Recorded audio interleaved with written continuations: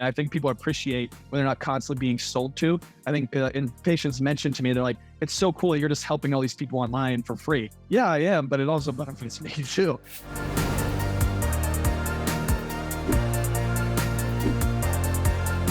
Hey docs, welcome to the Smart Chiropractor Show and our featured guest segment. I'm Dr. Jeff Langman here with my co-host, Dr. Jason Deitch. And today we have the chance to sit down with, I'm going to say, one of the most popular chiropractors on social media, 1.5 million followers across multiple channels, Dr. Brian Meenan, Pittsburgh_chiropractor if you're following on Instagram. Brian, thanks for chatting with us today.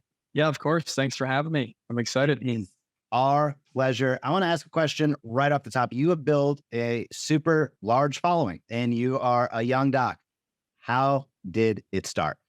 Yeah, it's interesting. I worked for someone else for a couple of years and then finally decided to make the leap and do my own thing. And you have some downtime when that's happening in existing practice, but you still have, I listened to these people in the chiropractic space and not that were talking about content creation and specifically TikTok.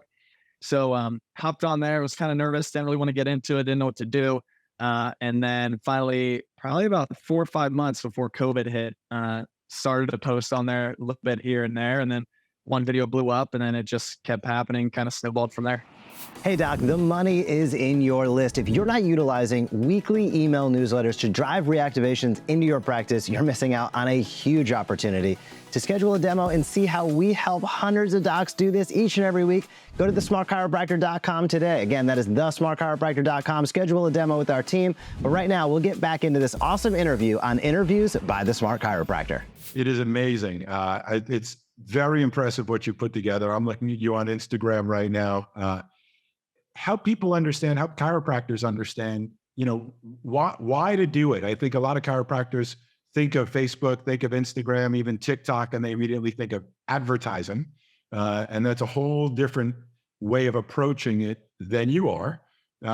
Help people understand, help chiropractors understand, why are you doing it the way you're doing it and what are the benefits of doing it the way you're doing it? Yeah. So when I started, I had these different social media channels, but I didn't know why to really have one as a business. I knew that I should, but I didn't really know why. And then listening to people like Jeff and Kevin Christie is really big in like content creation in the chiropractic space. And I was like, wait, I have to deliver something of value to these people so that one, I'm helping them. And then I become an expert, whether I am or not, because I'm teaching them things they didn't know. So that's really how it started. I'm like, okay, I like educating people. I like helping people out. Let's teach them some things that I might know and see what happens from there. That makes sense. We call it teach it, invite consistently. You're a fantastic example of it. A lot of docs feel like they have some hurdles to get started. Did you have any hurdles or fear of hopping on camera? And if so, how did you overcome? Like most people, I think we hate seeing ourselves on camera. And even more so, we hate listening to ourselves on camera or, on a microphone. And it took a little bit to get past that for sure. There was a lot of nitpicking my videos where I'm like, oh, I stuttered there. Or like, oh, I had like some weird, I don't know, my mouth did something weird or like, I don't know. But eventually, as you just keep recording, that's what it really took for me, was just repetition. And then realizing like, oh, no one notices that and no one's commenting that my hair is out of place or like I stuttered on those words or something like that. And I would also show it to other people. I'd show it to my wife, to friends, just a couple of friends because I was nervous at first. And I was like, hey, what do you think of this? And then if they didn't mention something that I, for some reason, had caught up in my head, then I was like, all right, I'm going to go for it. And then after time, you just get so used to seeing yourself and hearing yourself on these videos, it becomes normal almost. What benefit has it been to your practice? Do you like doing it? Has it, I'm assuming, been beneficial for you? Yeah, for sure. Right now, our new patients, about half of them come from social media. We don't do any paid advertising, like $0. I've tried a lot of different things. And I'm like, this is the best for me because it doesn't cost me anything. Takes a little bit of time. But yeah, we get half of our new patients from there. We average about, there's 2 of us docs here. We average about 14 or 15 new patients a week. And half of those come from social media. So yeah, it's not really cool things. And we've been able to target the demographic that we want as well through that, which I didn't even realize would become a thing. And then I started seeing all these new patients for like kind of the demo that I wanted. I'm like, how did that even happen? And then I was realizing it's because that's what I'm appealing to, which was a really cool kind of side effect that was very positive. I want to follow up with you on that. I really would love for chiropractors to understand in more detail what you just said, that there is a difference between the people that follow you, watch you, learn from you, see you as a celebrity online, and come in to see you, than those people that haven't had any exposure to you in the past. How would you describe the difference between people that come in who follow you because they've seen the benefits of all of your effort, and those who maybe found you on a search or happened to randomly get to you? What's the difference in your experience and their experience? Yeah, it's interesting. One is they most of the time know what to expect, which is really cool. Because as a chiropractor, when you have a new patient, it's mentally exhausting sometimes, just like over explaining and trying to figure out where they're at, what they're expecting, explaining what they should be expecting, what you're gonna do. So that was one really cool thing. Um, and two is it's almost like they already know, like, and trust me when I come through the door, when I didn't even do anything to deserve that. Sometimes I'm just so amazed. I'm like, wow, this person drove an hour past probably 30 chiropractors to come see me, and they're saying that I'm a great chiropractor, and they have no idea. They really have no idea. So well, I don't do long-term treatment plans or anything like that, but the buy-in is so much easier. I don't have to convince. If I say, "Hey, you really need to come in twice next week," then they believe me. Whereas if they just came in from Google, they're still like kind of feeling me out, still don't know what I'm about. There's such a power to that you did a great job explaining, which is when you get out there and teach and invite consistently, crazy things happen. More of your ideal patients show up because you're showcasing the benefits of your care to them, right? So they self-select. And again, as Jason said, and you reiterated, really helping people understand what to expect. Nobody knows what happens in the four walls of a practice, and being able to showcase that through social media reduces friction so people know what to expect. Anytime I think about going to a doctor myself, it's like, it's intimidating the first time. Anything you could do to bring down that barrier is a huge benefit. Clearly, you've been doing it at a super high level. When you think about the exponential growth, there's plenty of chiropractors on social media. You've had exponential growth over the last few years. What are maybe one or two takeaways, strategies that you'd provide other docs that you've seen in your own growth that maybe they can be either in tune with or apply to their own social strategy? Yeah, a couple of things. One is just to post consistently. That's super important. I find whenever I'm not posting as much, I don't have that blocked hour. So my schedule set aside to post. The engagement, everything, new patients, everything starts to flow down. Um, and then, shoot, I had something else really good in my head. I forgot.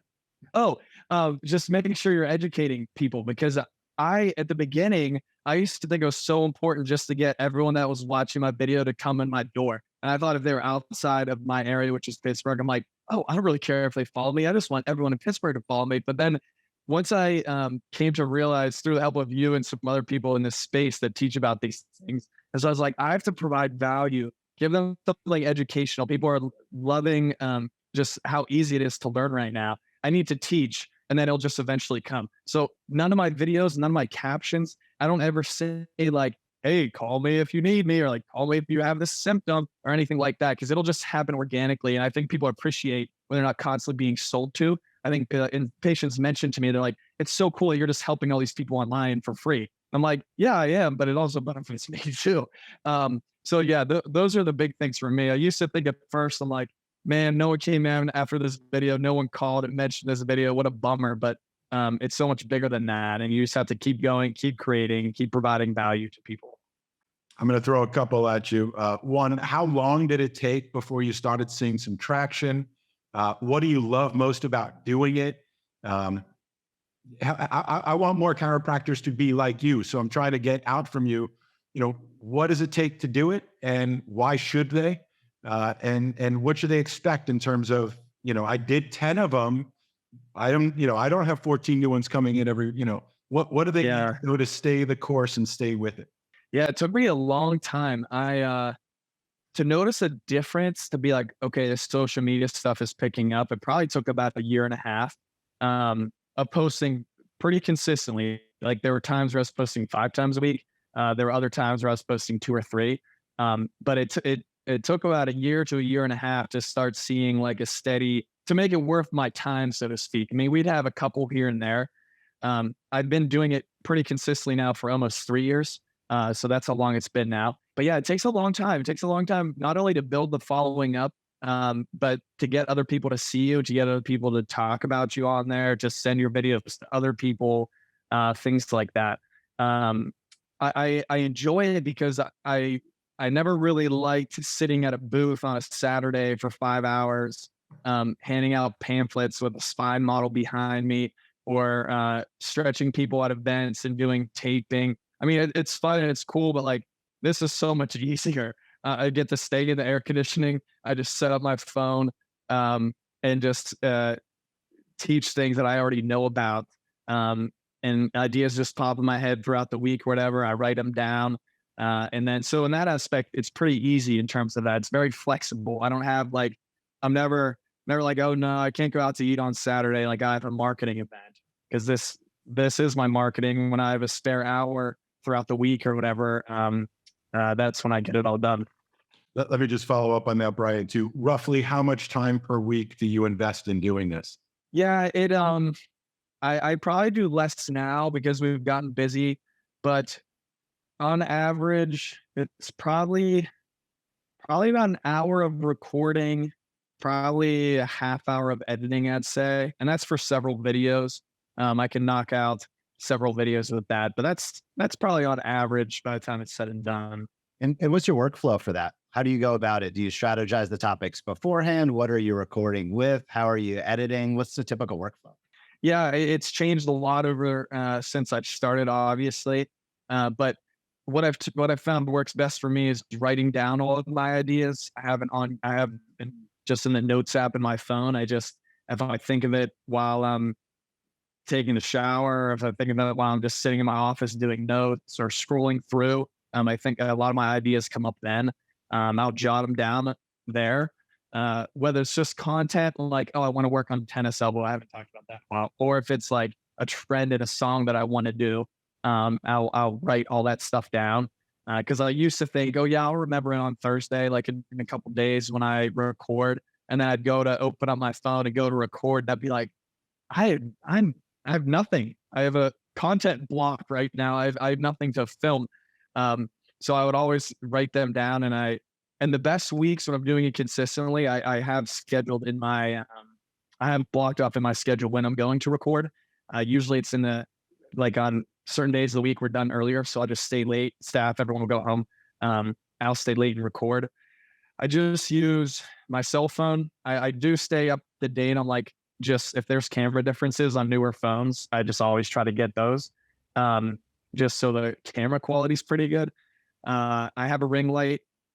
I've had several. I've started really small, and now I don't even know how big it is, but it's a massive ring light that I use now. It's not necessary when you're starting off, but I think it helps the quality of the videos. It helps kind of brighten you up so that other people, when they're scrolling through, they're like, whoa, okay. And it looks a little more professional. And then for the most part, I just use all the social media apps to edit it. I don't, every once in a while I'll use an app to edit if it's something a little funky, a little different, but 95% of the time I'm just editing in the app. So the startup cost is virtually nothing. Hey, it's Dr. Jason. I just want to take a brief moment and invite you to schedule a demo with our team to learn more about our patient pilot automated email campaigns. They are the smartest way to reactivate the people you've seen over the years in the past. Check it out, schedule a demo. We look forward to helping you help more people, piloting your patients back into your practice. Now back to our show. Brian, where do you see this going in the future? You've obviously done what you need to do to run an active practice. You're getting as many new patients, probably, I'm assuming, as you want and can handle.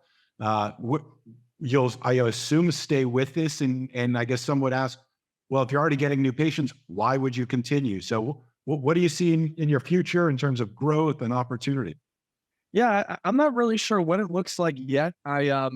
I've spent these last 3 years just really trying to grow on the socials and see what that could look like. I'm at the point now where I want to find a way to monetize it when passively. And I really like practicing now. So like I don't see myself slowing down in practice at all yet. Like I just graduated chiropractic school in 2016. So I still love the day-to-day treating people. Um, and I don't know what else it'll look like. I don't know if I have a couple things in the works. It might be an app where people can subscribe for a low price and get kind of a better layout of my stretches with visuals and audio and things like that. I'm not really sure what it looks like yet. That is a fair answer. You got plenty of time to figure it out. One of the challenges with growing a large audience and being so publicly facing is, of course, there are the trolls and haters that come out.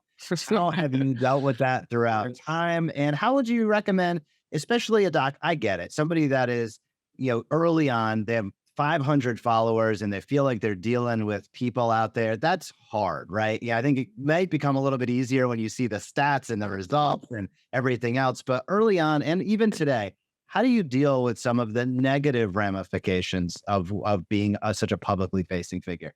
Yeah, there at the beginning, there was times it was pretty tough, and especially being a new doc, you start to question so many different things, including your career choice. Because a lot of the trolls that I get are just anti chiropractic.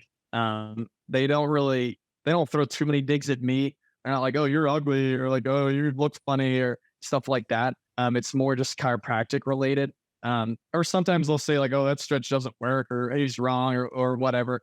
But honestly, at the beginning, Gary V, he's like a motivational speaker. A lot of people have heard of him. He would talk a lot about this, and he'd obviously use a lot of expletives if you listen to him. But he basically just says you shouldn't care what these people think that you don't know and they don't know you. That are just sitting behind a keyboard. But it's easy to say that, but then when you see someone attacking you on those comments, it's easy to go to bed and think about them late at night. But honestly, I've listened to his podcast because he talks about it often and how like it is so stupid. You're wasting so much mental capacity. You're getting fatigued just from running this one comment through your head. That was a big one. And another thing is I never respond to the negative comments. I've tried it. It's just not worth it. And they just come in full fledged 10 times harder. So Dig in the hole. You just dig in the hole at that point. yeah, exactly. Exactly. So no matter how easy I might think it is to defend myself or defend what's going on, I stay away from the negative comments. I usually leave them because, I mean, in fact, they help engagement. Like I have a couple videos where a ton of trolls came out, not many, but like one or two. And that's what boosted the video is just all the trolls commenting. So part of it, you just got to learn to laugh at it. Some of them are actually pretty funny. And just realize if there's 100 comments, like 95 of them are going to be pretty positive, and then there's the five who are coming out to hurt you. So don't just think about those 5 comments that are negative when you have so many that are positive, and you're helping so many people. No, we don't have a lot of time left, but I just sort of have to ask: do you have any kind of surprise stories or experiences, or anything that sort of stands out from the helped another one kind of a thing of somebody who may have followed you and traveled far to see you, or anything that comes up as sort of a special? I'm really glad I did that today, and it's amazing how far-reaching these things can be. Yeah, most of them I think come from private messages that I get. There's some people that I don't even know if they're being honest because their stories are just like, I don't know how I could have helped them through a couple of stretches, but I get so many of them, people that are in car accidents years ago, or like they've been to 6 doctors, nothing has helped. Things like that. And then they're like, and now I've been doing this stretch every day for 3 times, and now I don't have any pain. I'm like, what? So that's always really encouraging.